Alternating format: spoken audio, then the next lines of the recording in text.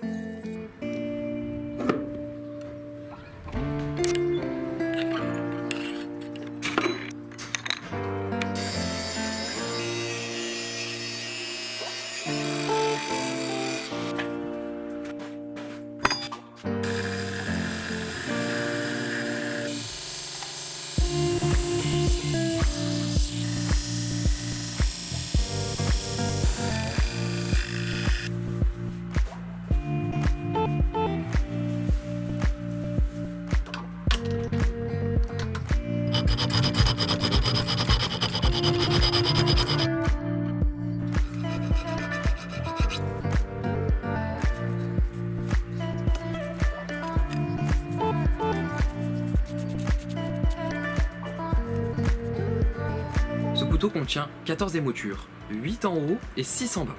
On a des grandes émoutures, des petites émoutures, et donc pour avoir un couteau harmonieux, il faut que chaque type d'émouture soit égal. Et pour cela, il faut très bien tracer avant de faire les émoutures sur le backstand.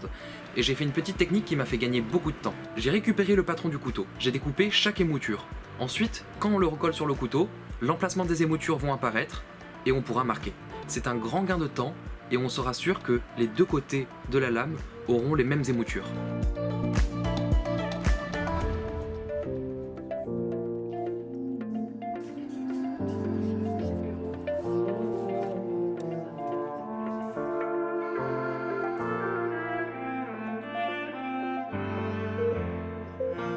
Ce couteau est un peu un enchaînement d'émoutures. Cette émouture est plus basse que celle-là, celle-là est plus basse que celle-là, celle-là est plus basse que celle-là.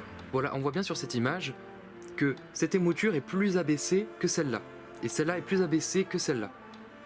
Voilà, c'est l'idée que je voulais exprimer. Pour avoir ce résultat le plus facilement possible au backstand, on va toujours commencer par les émoutures plus basses. Par celle-là, ensuite on va faire celle-là, on va finir par elle.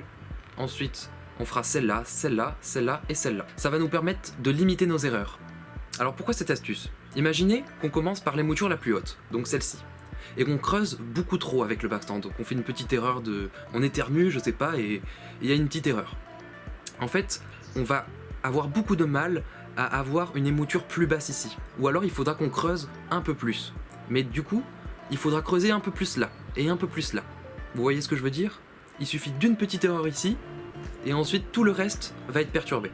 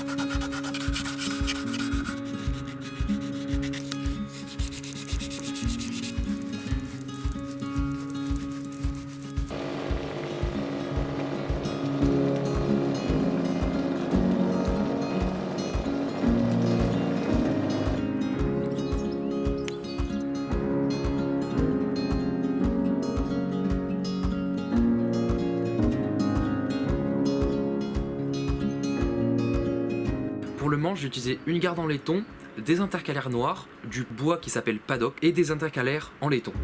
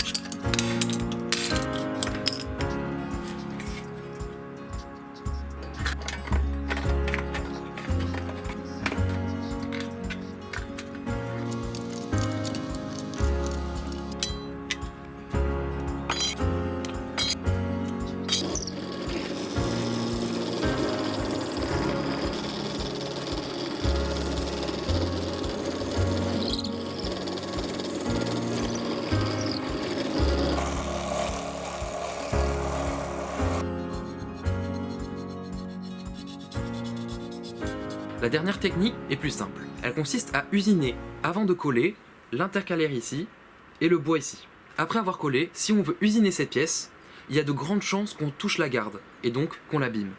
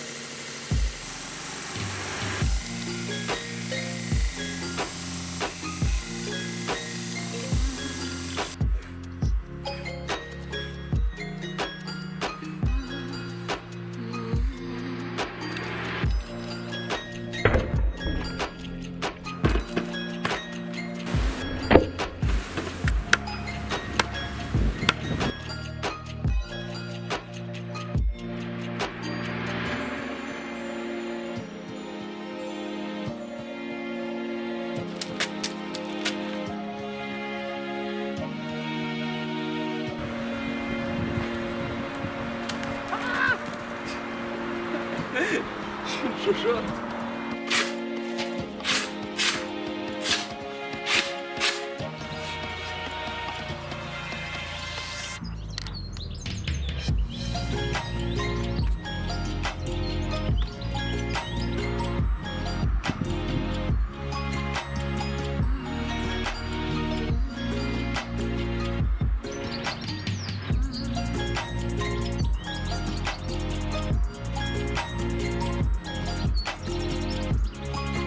Merci beaucoup d'avoir visionné cette vidéo. Si elle vous a plu, vous savez ce qu'il vous reste à faire.